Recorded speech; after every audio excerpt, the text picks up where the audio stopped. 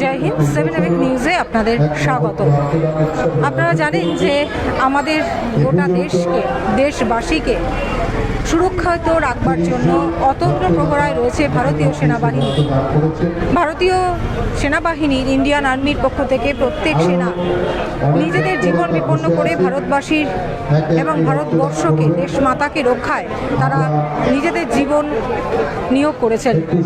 আর আজ কেন এই কথা বলছি তার কারণ হচ্ছে, এই মুহূর্তে আমি দাঁড়িয়ে আছি ঘোলা ওঙ্কার পার্কে, ঘোলা ফিজিক্যাল অ্যান্ড কালচারাল অ্যাসোসিয়েশনের রক্তদান শিবিরে। কি সম্পর্ক রক্তদান শিবিরের সঙ্গে ইন্ডিয়ান আর্মি? হ্যাঁ, ঘোলা ওঙ্কার পার্কে এই যে ঘোলা কালচার অ্যান্ড ফিজিক্যাল অ্যাসোসিয়েশনের পক্ষ থেকে যে রক্তদান শিবিরের আয়োজন করা হয়েছে, এই রক্তটা যাবে কিন্তু ইন্ডিয়ান আর্মিদের জন্য। আলিপুর কমান্ডো হসপিটাল থেকে ইন্ডিয়ান আর্মিরা এসেছেন, তাদের হাতে তুলে দেওয়া হবে এই রক্তগুলো। যে মানুষগুলো নিজেদের জীবন বিপন্ন করে দেশবাসীর সুরক্ষা করে, দেশমাতৃকার সুরক্ষা করে, ঘোলা ফিজিক্যাল অ্যান্ড কালচার অ্যাসোসিয়েশন কিন্তু তাদের সুরক্ষার জন্য এই রক্তদান শিবিরের আয়োজন করেছে। তাই অবশ্যই বিশেষত্ব রয়েছে আজ এই রক্তদান শিবিরে। সেই জন্য 7 নিউজ আমরা পৌঁছে গেছি বিশেষ এই রক্তদান শিবিরে ঘোলা ওঙ্কার পার্কে। চলুন দেখে নিই কীভাবে রক্তদান হচ্ছে, ইন্ডিয়ান আর্মিদের কিভাবে রক্ত তুলে দেওয়া হচ্ছে, তারাই বা তাদের কাছ থেকেও শুনে নেব তাদের কেমন লাগছে। আপনারা এই মুহূর্তে দেখতে পাচ্ছেন যে ঘোলা ফিজিক্যাল অ্যান্ড কালচার অ্যাসোসিয়েশনের পক্ষ থেকে সংঘ প্রাঙ্গণ ওঙ্কার পার্কে রক্তদান শিবিরের আয়োজন করা হয়েছে। এবং এই রক্তদান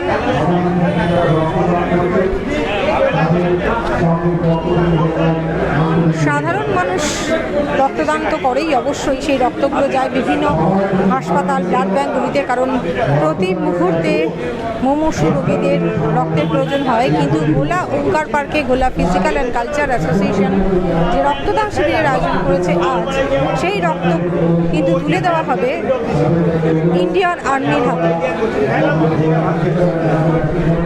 আপনারা দেখতে পাচ্ছেন ইন্ডিয়ান আর্মি উপস্থিত রয়েছে, আলিপুর কমান্ডো হাসপাতাল থেকে এসছে, তারাই রক্তদান শিবিরে রক্তদাতাদের কাছ থেকে রক্ত সংগ্রহে অংশগ্রহণ করছেন। আপনারা দেখতে পাচ্ছেন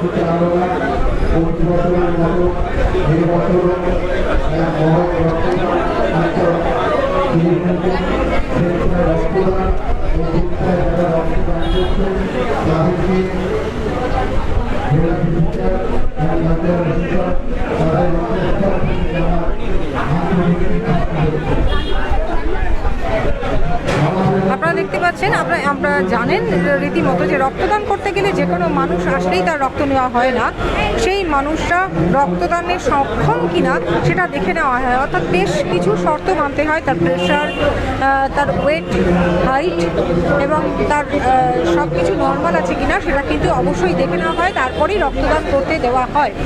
সেক্ষেত্রে এই বিষয়গুলো পরীক্ষা নিরীক্ষা করবার জন্য কিন্তু ইন্ডিয়ান আর্মির পক্ষ থেকে আলিপুর কমান্ডো হাসপাতালের সেনাবাহিনী উপস্থিত রয়েছে। তারা এই রক্তদান উৎসবে অংশগ্রহণ করেছে এবং রক্তদাতাদের কাছ থেকে রক্ত সংগ্রহের কাজেও কিন্তু হাত লাগিয়েছে।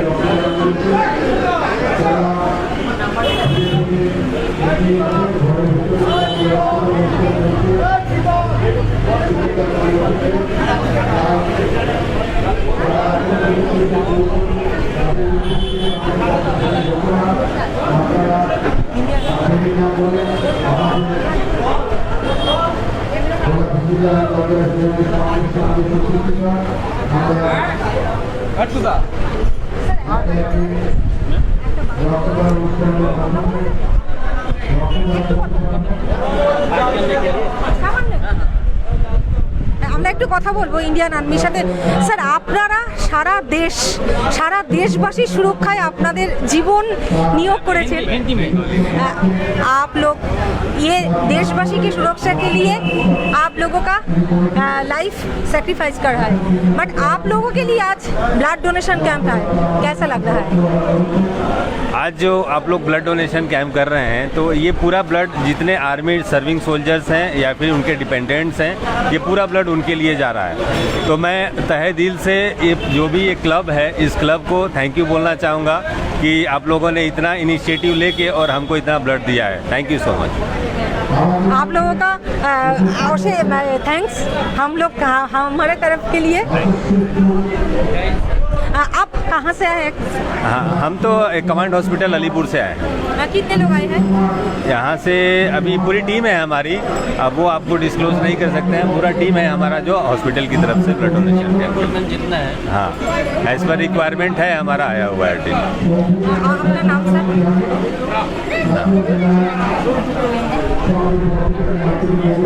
আপনারা শুনলেন যে কমান্ডো হসপিটাল থেকে ইন্ডিয়ান আর্মিরা এসেছেন এবং তারা আপ্লুত যে তাদের জন্য সাধারণ মানুষ রক্তদানে উৎসাহিত হয়েছে, তাদের পাশে দাঁড়াচ্ছে এবং তাদের জন্য সাধারণ মানুষের এই ব্লাড ডোনেশন ক্যাম্প বা রক্তদানের মতো মহৎ দান তারা সত্যিই আনন্দিত, আপ্লুত। তারা জানালেন আলিপুর কমান্ডো হসপিটাল থেকে এসেছেন। আমরা একটু রক্তদান শিবিরে যেখানে রক্তদান করা হচ্ছে সেখানটায় একটু দেখানোর চেষ্টা করব। কিছুক্ষণ আগে যেটা বললাম যে কোনো ল্যাবরেটরিতে কিন্তু আজ পর্যন্ত রক্তদান করা হয়নি বা রক্ত তৈরি করা সম্ভব হয়নি। আজ পর্যন্ত বিজ্ঞানের এত উন্নতি সত্ত্বেও কোনো ল্যাবরেটরিতে রক্ত তৈরি করা সম্ভব হয়নি। একজন সুস্থ স্বাভাবিক মানুষ রক্তদান করলে তবেই কিন্তু একজন মুমূর্ষু রোগী রক্ত পান, অর্থাৎ একজন মানুষ রক্তদান করলেই তখন আরেকজন মানুষের রক্তের প্রয়োজনীয়তা মেটে। আর আপনারা জানেন যে আমরা এর আগেও প্রচুর ব্লাড ডোনেশন ক্যাম্প দেখিয়েছি, কারণ দীর্ঘ 2 বছরের করোনা সিচুয়েশনে রীতিমতো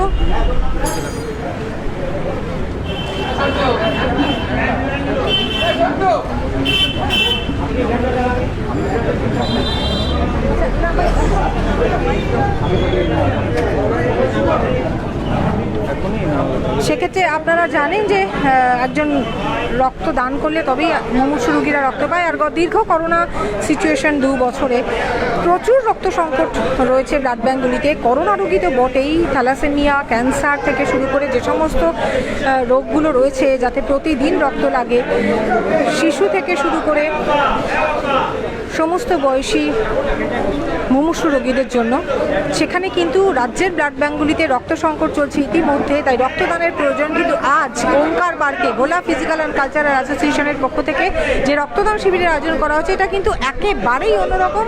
সে কারণ যে সেনাবাহিনী, ইন্ডিয়ান আর্মি আমাদের দেশকে রক্ষা করে, দেশবাসীকে রক্ষা করে, সেই ইন্ডিয়ান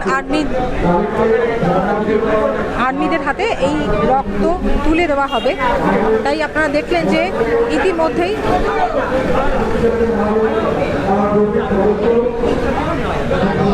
ইন্ডিয়ান আর্মির পক্ষ থেকে রক্তদান শিবিরে তারা উপস্থিত হয়েছেন, তারাই কিন্তু রক্ত সংগ্রহে হাত লাগিয়েছেন।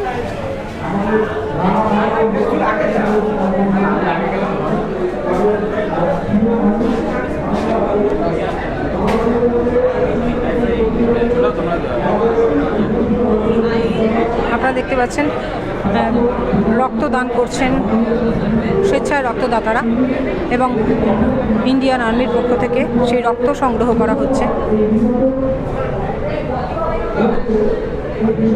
আমরা অত্যন্ত গর্বিত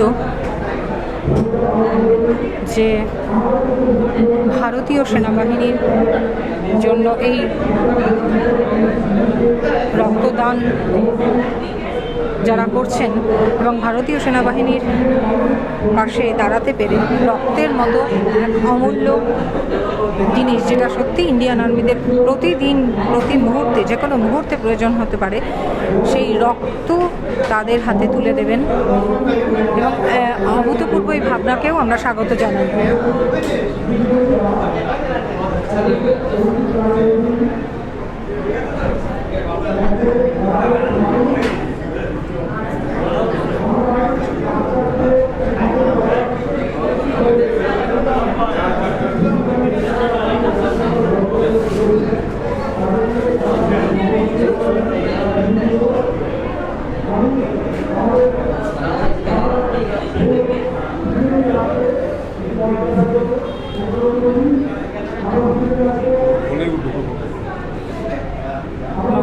রক্তদান শিবিরে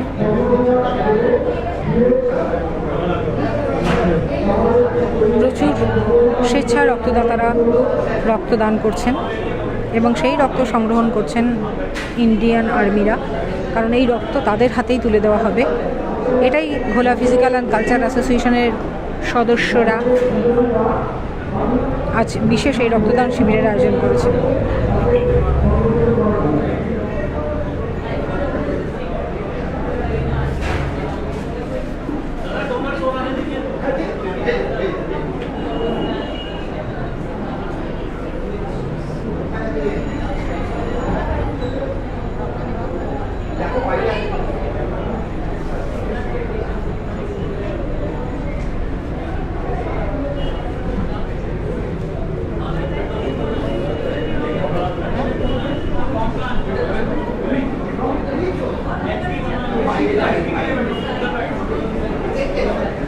এদিক দিয়ে যাও, ডান দিকে না বাইরে বসে আছে চেয়ার দেখে চেয়ার।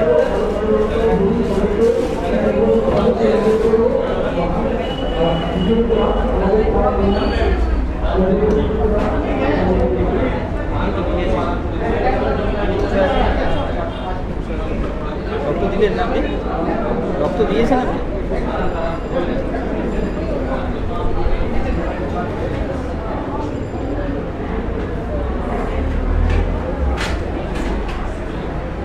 আমি একটু কথা বলবো।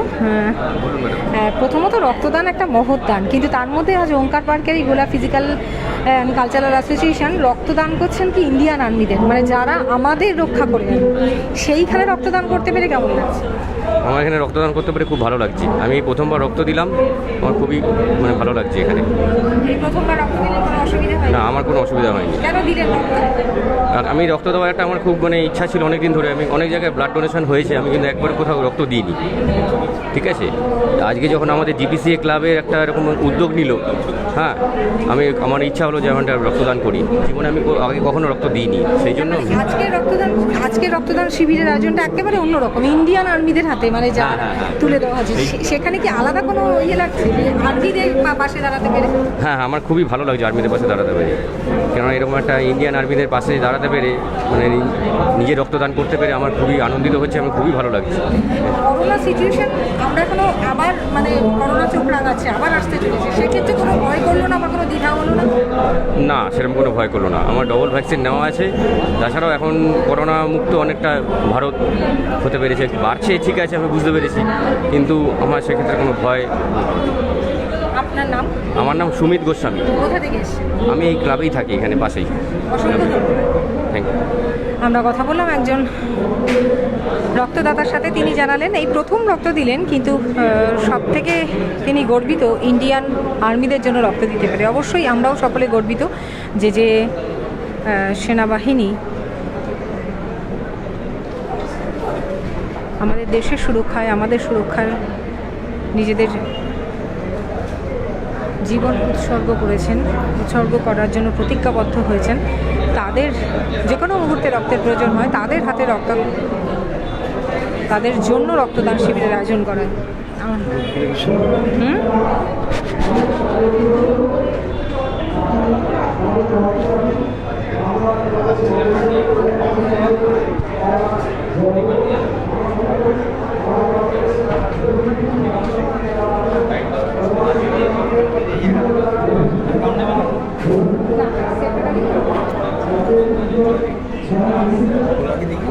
না, মোলাকে দেখায়নি, ওকে দেখায়নি, টিভি চ্যানেলে দেখতে হবে।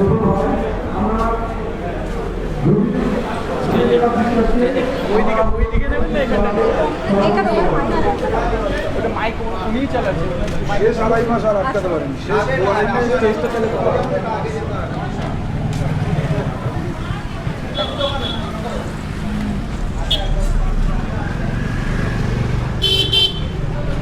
আমরা কথা বলবো এই ভোলা ফিজিক্যাল অ্যান্ড কালচার অ্যাসোসিয়েশনের বন্ধুগণ।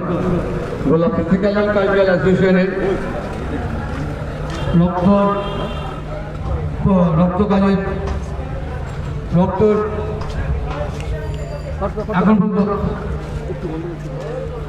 এখন আমরা কথা বলবো হ্যাঁ ঘোলা ফিজিক্যাল অ্যান্ড কালচার অ্যাসোসিয়েশনের সেক্রেটারির সাথে। আচ্ছা, এই যে রক্তদান শিবিরের আয়োজন আপনাদের এই ক্লাব থেকে কতদিন ধরে করা হচ্ছে? আমাদের ক্লাব 1962 সালে সরকারিভাবে রেজিস্ট্রিকৃত হয়েছে। তো তারপর থেকে আমরা প্রতিনিয়ত বিভিন্ন সামাজিক দায়বদ্ধতার বিষয়টি মাথায় রেখে আমরা বিভিন্ন সময় রক্তদান শিবিরের আয়োজন করেছি এবং বিগত দিনে বিভিন্ন সময় আমরা এগুলো লাগাতারভাবে করে আসতে পেরেছি। আর এমনকি এই যে করোনা যে কোভিড বিধি যে চলছিল তার মাঝে যখন লকডাউনটা উঠে যায় আমরা তার মাঝেও একটা ছোটো করে রক্তদান শিবির করেছিলাম, সাগর দত্ত মেডিকেল কলেজের সহায়তায় আমরা করেছিলাম। তো আমরা আমাদের এই রক্তদান শিবির বরাবরই আমরা করে আসছি এবং এটা কিছু না হোক আগে বিভিন্ন সময় হয়তো সময়ের ব্যবধানে হয়তো হয়েছে, কিন্তু বিগত 15 বছর ধরে অন্ততপক্ষে আমরা প্রতি বছরই এই রক্তদান শিবিরটা আমরা করে থাকি। আচ্ছা, সাধারণত রক্তদান শিবির করা হয় মুমূর্ষু রোগীদের জন্য, ব্লাড ব্যাঙ্কগুলিতে রক্ত তুলে দেওয়ার জন্য বা বিভিন্ন হাসপাতালে দেওয়ার জন্য, কিন্তু আপনারা একটা অভিনব উদ্যোগ নিয়েছেন, সেটা হচ্ছে ইন্ডিয়ান আর্মি, যারা আমাদের দেশের সুরক্ষায়, আমাদের সুরক্ষায় নিজেদের জীবনকে উৎসর্গ করবার জন্য শপথ নিয়েছেন, তাদের পাশে দাঁড়ানো, মানে এই কথাটা কেন মাথায় এলো, এই উদ্যোগটা কেন? আসলে এই উদ্যোগটা এই বছর প্রথম নয়। আমরা 2018 সালেও আমাদের ভারতীয় সেনাবাহিনী আলিপুর কমান্ডো হসপিটালকে দিয়েই আমরা রক্তদান শিবির করেছিলাম এবং এটা আমাদের কাছে খুব গর্বের বিষয়। আমরা সেইবার 75 জনের রক্ত নেব বলে আমরা টার্গেট করেছিলাম, কিন্তু সেই বছর সেটি বেড়ে গিয়ে দাঁড়িয়েছিল 164 জন। হয়তো আজকে সেই রেকর্ড হয়তো ভেঙে যাবে। আজকে কতজন রক্ত দিয়েছে? এখনো অবধি সম্ভবত প্রায় 70 জনের মতন রক্ত দিয়ে ফেলেছে, আরও দেবে এবং ওনারা যতক্ষণ নিতে পারবেন নেবেন। এবং গতবার যেটা আমরা লক্ষ্য করেছিলাম যে ওনারা 75 জনের যখন কিট সম্পূর্ণ হয়ে গেছিলো, আমরা আবার ওনাদেরকে দিয়ে গাড়ি, মানে ওনারা গেছিলেন গিয়ে গাড়ি করে আবার কিট নিয়ে এসে এটা তারা পূর্ণ করেছিলেন।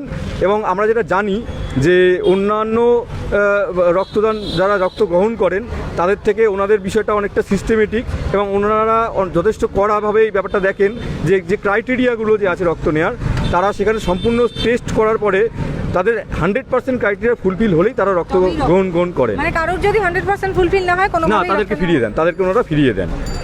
আমরা তাদের কাছে যারা ফিরিয়ে দেন তাদের কাছে আমরা ক্ষমা প্রার্থনা করে নিই, কারণ আমরা যেটা চেষ্টা করি যে কেউ যাতে ফিরে না যায়, কিন্তু এইটা আমাদের মাথায় রাখতে লাগে এবং ওনারা যেটা মানে সবচেয়ে বেশি প্রেফার করেন যে যারা রক্ত দেবেন তাদের রক্ত কারোর কেউ যেন নষ্ট না হয়। হ্যাঁ, তো এই জন্যই আমরা ওনাদেরকে দিয়ে করি এবং আমাদের বরাবরই ঘোলা ফিজিক্যাল একটা দেশ প্রেমের ব্যাপারে আমরা বরাবরই একটু এটাকে আমরা মাথায় রাখি। তো এইটাকে বিষয়টাকে মাথায় রেখে আমরা আলিপুর কমান্ডো হসপিটালকে দিয়ে আমরা রক্তদান শিবিরটা প্রতিবার আমরা ওনাদের সহযোগিতা করি। কমান্ডো হসপিটাল থেকে কতজন সেনাবাহিনী এসেছেন? প্রায় ওনাদের সম্ভবত 12 জন এসছেন এবং আপনারা দেখেছেন হয়তো এর মধ্যেই যে আমাদের ওখানে যারা রক্ত গ্রহণ করছেন, যারা ফর্ম ফিল আপ করেছেন, তারা সবাই আমাদের কিন্তু জওয়ান, আমাদের দেশের সেনাবাহিনীর জওয়ান। আচ্ছা, একটা বিষয় যে সাধারণত রক্তদান শিবির এই যে মুমূর্ষু রোগীদের জন্য রক্তদান করা হয়, প্রচুর মানুষ রক্তদান, কিন্তু আপনারা যেহেতু অভিনব একটা উদ্যোগ নিয়েছেন ইন্ডিয়ান আর্মি যে রক্ত, তার জন্য কি রক্তদাতাদের উৎসাহ আরও বেশি, আরও মানে বিশেষ এর জন্য কি আরও বেশি উৎসাহিত হয়ে মানুষ এসছে? এই কথা বলার আর কোনো ভাষা থাকে না, বলার অপেক্ষা থাকে না। আমাদের এই সেনাবাহিনীদেরকে দেখে তারা কিন্তু আমাদের অঞ্চলবাসী যারা আছেন, হয়তো অন্য সময় যারা আসতেন না, এই অঞ্চলের বাসিন্দা যারা আছেন, সেনাবাহিনীর যারা রক্ত গ্রহণ করছেন তাদের দেখে তারা অবশ্যই সবার আগে এগিয়ে আসেন। আর কি পদক্ষেপ আপনার সামাজিক আমরা যদি বলি, আমাদের ঘোলা ফিজিক্যাল অ্যান্ড কালচার অ্যাসোসিয়েশন গোটা পানিহাটির বুকে একটা উজ্জ্বল নক্ষত্র বলা চলে। আমাদের ক্লাবের যারা প্রাক্তন সদস্য যারা আছেন, বিগত দিনে তারা ক্রীড়াক্ষেত্রে, বিশেষ করে ফুটবলের ক্ষেত্রে তারা বিভিন্ন জায়গায় প্রতিযোগিতায় অংশগ্রহণ করে তারা জিতে নিয়ে এসছেন। আমাদের পাড়ায় বহু প্রখ্যাত ফুটবলার আছেন, বহু রেফারি আছেন আমাদের পাড়াতে, অল ইন্ডিয়া ফেডারেশন যারা আছে স্বীকৃত রেফারি আছেন, আমাদের পাশেই ফিফা স্বীকৃত রেফারি আছেন। আজকে ওনাকেও আমন্ত্রণ করা হয়েছে, উনি আমাদের আসবেন। উনি আমাদের বিগত দিনে পাড়ার যে কোনো খেলায় এসে রেফারিং করে গেছেন এবং সম্ভবত কাতার বিশ্বকাপ যে হচ্ছে কাতারে, এই বিশ্বকাপে উনি রেফারিং করছেন। তো আমরা কিন্তু আমাদের পাড়া কিন্তু যথেষ্ট সমৃদ্ধশালী। তার নাম প্রাঞ্জল ব্যানার্জি। আর আমাদের পাড়ার যিনি আছেন এআইএফ রেফারি পার্থ রাউত রায়, আপনি একটু অনুগ্রহ করবো, উনি রয়েছেন আমাদের মাঝে, উনি আমাদের ক্লাব সদস্য। হ্যাঁ, তো আমাদের পাড়ায় প্রচুর মানে প্রখ্যাত চিকিৎসক আছেন, আইনজীবী আছেন, এবং যারা শিক্ষক আছেন, শিক্ষিকা আছেন, আমরা আজ তাদেরকে সবাইকে, আমাদের পাড়ার যারা গুণীমানী ব্যক্তি যারা আছেন, যাদের জন্য আমাদের পাড়া আজ সমৃদ্ধ হয়েছে, আমরা গর্ববোধ করি তাদের জন্য, তাদেরকে আমরা কিন্তু আমাদের এই রক্তদান শিবিরের অনুষ্ঠান থেকে আমরা তাদেরকে সম্বর্ধিত করব। অসংখ্য ধন্যবাদ। আপনার নাম? আমার নাম অমিত দত্ত। উনি আমাদের ক্লাব সদস্য, আমাদের এক্সিকিউটিভ কমিটির মেম্বার। উনিও আমাদের এই বছর যে ইলেকশন হয়েছে ক্লাবের ইতিহাসে প্রথম, তাতে উনিও নির্বাচিত হয়ে আমাদের ক্লাবের এক্সিকিউটিভ কমিটির মেম্বার হয়েছেন। শ্রী পার্থ রাউতরায়, উনি আমাদের AIFF স্বীকৃত রেফারি আমাদের। হ্যাঁ, মানে খেলার জগতের মানুষ আপনি, সেক্ষেত্রে ফিজিক্যাল এডুকেশন বা শারীরিকভাবে যে আমাদের প্রত্যেকটা ছেলে মেয়েকে শারীরিকভাবে তৈরি হতে হয়, এখন পড়াশোনার জগৎ থেকে তারা এই দিকটাতে কি অনেক পিছিয়ে এসেছে বলে মনে হয়? আগে আপনারা যেভাবে মাঠে নেমে কাদায় নেমে খালি পায়ে ফুটবল খেলতেন, এখনকার ছেলেমেয়েরা কি কোথাও একটু এটা থেকে ঘাটতি দূরে চলে যাচ্ছে। তখনকার খেলাধুলার মানও ছিল উন্নত, এবং তখনকার মানে যারা পিতামাতা, যারা বাবা মা, তারা প্রত্যেকেই মানে আমার ছেলে প্লেয়ার হোক, আমার ছেলে মাঠে যাক, আমার ছেলে খেলাধুলো অংশগ্রহণ করুক, এইটা চাইতো। কিন্তু এখন বর্তমান ইয়েতে তারা খেলাধুলো থেকে সরে আসছে এই কারণে যে খেলাধুলোর চাইছে যে আমার একটাই সন্তান, আমার যদি হাত পা ভেঙে যায়, কোনো কিছু ক্ষতি হয়, সেই পরিপ্রেক্ষিতে তাদের ফিরে যায় এবং তাদের পড়াশোনার চাপটা অতিরিক্ত হয়ে যাচ্ছে। তারা এখন কম্পিউটারের যুগ, সেই পরিপ্রেক্ষিতে তারা পড়াশোনার দিকটা বেশি প্রাধান্য দিচ্ছে, তারা খেলাধুলোর দিক দিয়ে যাচ্ছে, যার জন্য এখন মাঠে লোক সংখ্যাও কম হচ্ছে। আগে যেমন আমি বিগত 1990 সাল থেকে রেফারিং শুরু করি, 1990 সাল থেকে রেফারিং করি, 1997 আমি ন্যাশনাল পাস করি। ন্যাশনাল পাস করে তারপরে আমি ফিফা ট্রেনিংয়ে যাই। 2004 আমার ফিফা ট্রেনিং হয়েছিল দিল্লি আম্বেদকর স্টেডিয়ামে। ওখানে আমি ফিটনেস, তখন আমাদের 12 মিনিটে ছিল 2600 মিটার দৌড়, সেটা 12 মিনিটে আমি 3200 মিটার দৌড় দিয়েছিলাম। এবং তখনকার সময় ম্যাচ কমিশনার ছিল শ্রীলঙ্কার মোহাম্মদ শরীফ আহমেদ, মেলভিন ডি সুজা, SS সেটি, আমাদের মাননীয় আমার শিক্ষক, যিনি যারা হাতে আমি তৈরি, মাননীয় শিল্পদীপ নাগ মহাশয়, এরা ছিলেন সুমন্ত ঘোষ, সাগর সেন, ভোলা দত্ত, বিভিন্ন রকমের রেফারি। এদের তত্ত্বাবধানে থেকে, এদের অনুপ্রেরণায় আমি আমার নিজের জায়গাটা পৌঁছেছিলাম। আমি তখন ফিটনেস পরীক্ষা পাস করেছিলাম, কিন্তু মোহাম্মদ শরীফ আহমেদ বলে আপনার সব ঠিক হওয়া, লেকিন আপনার হাইট ज़्यादा नहीं हुआ। আমার হাইটটার জন্য আমি মার্ক খেয়েছিলাম, যাদের ফিফা স্বীকৃতি পাইনি। আমি AFC-তে কমপ্লিট করে ওখান থেকে সার্টিফিকেট নিয়ে, মানে বলা যেতে পারে আপনি জাতীয় স্তরের একজন রেফারি।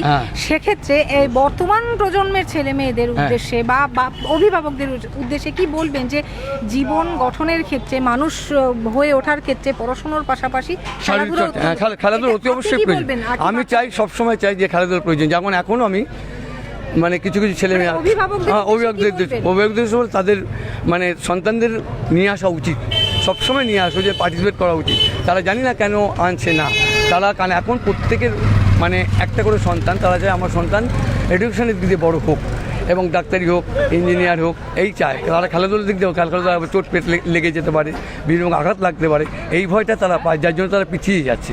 সেই পরিপ্রেক্ষিতে তারা এখন খেলাধুলার দিক থেকে নিজেকে সরিয়ে নিচ্ছে। কিন্তু খেলাধুলার শারীরিক গঠনের ক্ষেত্রে খেলাধুলা মাস্ট দরকার, কারণ এখনকার ম্যাক্সিমাম ছেলের চোখে পাওয়ার চলে আসে, হাঁটু।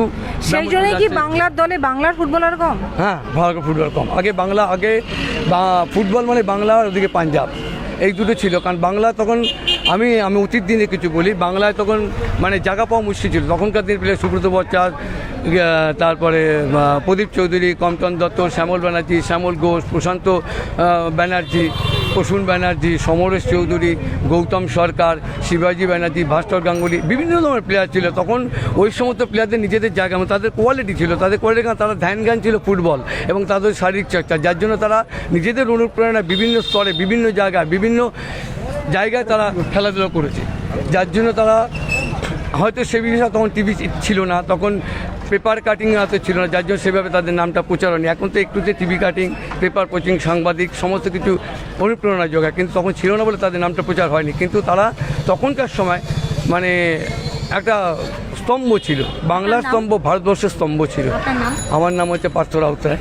আমি একটু ইন্টারাপ্ট করছি। পার্থদা শুধু নিজে রেফারি নয়, আমাদের পার্শ্ববর্তী অঞ্চলে বহু ছেলে যারা আছে তাদেরকে রেফারিং প্রশিক্ষণের ক্ষেত্রে তারা উৎসাহিত করেন। আমাদের পাশের পাড়াতেই আছে, ওর নাম কি জানো? ওর নাম হচ্ছে তনুময় সরকার। তনুময় সরকার আছে, ও ন্যাশনাল, এবার ন্যাশনাল হয়েছে। ও ন্যাশনাল মানে আমরাও আশা করব যে আমাদের বাংলা থেকে এবং বিশেষত আমাদের পানিহাটি থেকে আরো ফুটবলার উঠে আসবে, কারণ পানিহাটি একদম, ফুটবলে সব সমৃদ্ধ। একদম। পানিহাটি থেকে প্রচুর ফুটবলার এখনো পর্যন্ত রয়েছে। এমনকি আমি আরো একটু বলে রাখি, আমাদের সম্প্রতি মারা গেছেন সমীর মুখার্জি, সমীর চ্যাটার্জি, উনি কিন্তু আমাদের লালকমল ভৌমিক থেকে মোহাম্মদ রফিক থেকে যারা প্রতিযোগিতা ফুটবলার তাদের কিন্তু তৈরি করেছিলেন সুব্রত পাল, তাদেরকে তৈরি করেছিলেন সমীর চ্যাটার্জি। তিনিও কিন্তু আমাদের ক্লাবের সঙ্গে মানে ওতপ্রোতভাবে জড়িত ছিলেন। অবশ্যই। আমাদের ফুটবল ইতিহাসটা কিন্তু প্রচন্ড পরিমাণে আমাদের আর কি খেলাধুলো গোল্ডেন সাংস্কৃতিক এরিয়ার সর্বদিক টাইম গেছে একটা। হ্যাঁ, অবশ্যই আপনারা শুনলেন যে ঘোলা ফিজিক্যাল অ্যান্ড কালচার অ্যাসোসিয়েশন এই ক্লাব শুধুমাত্র এই রক্তদান বা সামাজিক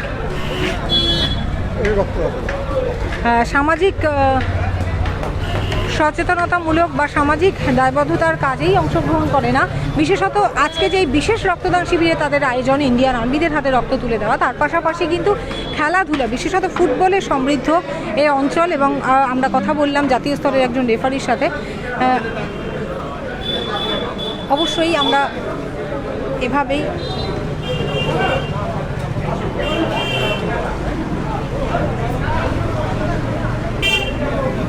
এই রক্তদান শিবিরের খবর তুলে ধরার একটা অন্যতম উদ্দেশ্য ছিল, সেটা আমি বললাম, কারণ রক্তদান শিবিরের প্রথম এবং প্রধান উদ্দেশ্য এই খবরটা তুলে ধরা।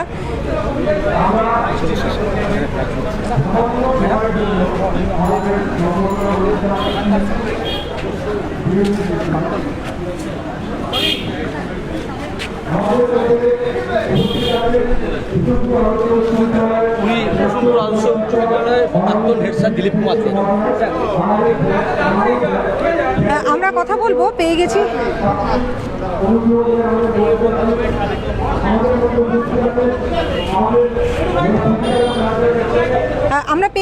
উসুমপুর আদর্শ উচ্চ বিদ্যালয়ের প্রাক্তন প্রধান শিক্ষককে। মানে স্যারের কাছ থেকে একটু শুনবো। স্যার, সাধারণত রক্তদান শিবির একটা মহৎ উদ্যোগ, তার পাশাপাশি ঘোলা ফিজিক্যাল অ্যান্ড কালচার অ্যাসোসিয়েশন এই উদ্যোগটাকে আরও মহান করে তুলেছে ইন্ডিয়ান আর্মিদের রক্তদানের উদ্যোগ নিয়ে, কি বলবেন? মোটামুটিভাবে ঘোলা কালচারাল অ্যান্ড ফিজিক্যাল অ্যাসোসিয়েশনের সঙ্গে আমি মোটামুটি যুক্ত। এদের ইলেকশন আমি পরিচালনা করেছি। একটা জিনিস আমি পরিষ্কার বুঝতে পেরেছি যে সমাজের উন্নতির জন্য এই ক্লাবটি যথেষ্ট পরিমাণে পরিশ্রম করে এবং দেখাশোনা করে। বিশেষ করে আমাদের এখানে ওই যে ঠাকুরের উৎসবটা হয় রক্ষাকালী তলা, তার পুরো ব্যাপারটাকে এরা দেখাশোনা করে অ্যারেঞ্জ করে যাতে কারো কোনো অসুবিধা না হয়। আর রক্তদানের যে ব্যাপারটা, এটা তো অত্যন্ত মহৎ দান। এই ব্যাপারে আমি ক্লাব কর্তৃপক্ষকে আমার তরফ থেকে আন্তরিক অভিনন্দন জানাচ্ছি, ধন্যবাদ জানাচ্ছি এবং আশা করব আগামীবার যেন আরও ব্যাপক এবং আরও বড় করে এই রক্তদান উৎসব। ধন্যবাদ। অসংখ্য আমরা কথা বললাম আদর্শ উচ্চ বিদ্যালয়ের প্রাক্তন প্রধান শিক্ষক দিলীপদের সাথে। আপনারা শুনলেন যে প্রত্যেকেই এই বিষয়টাতে আরও বেশি উৎসাহিত হয়েছে, যেহেতু ইন্ডিয়ান আর্মি ভারতীয় সেনাবাহিনীর হাতে তাদের উদ্দেশ্যে রক্ত দান করা হচ্ছে, তাদের রক্ত তুলে দেওয়া হচ্ছে।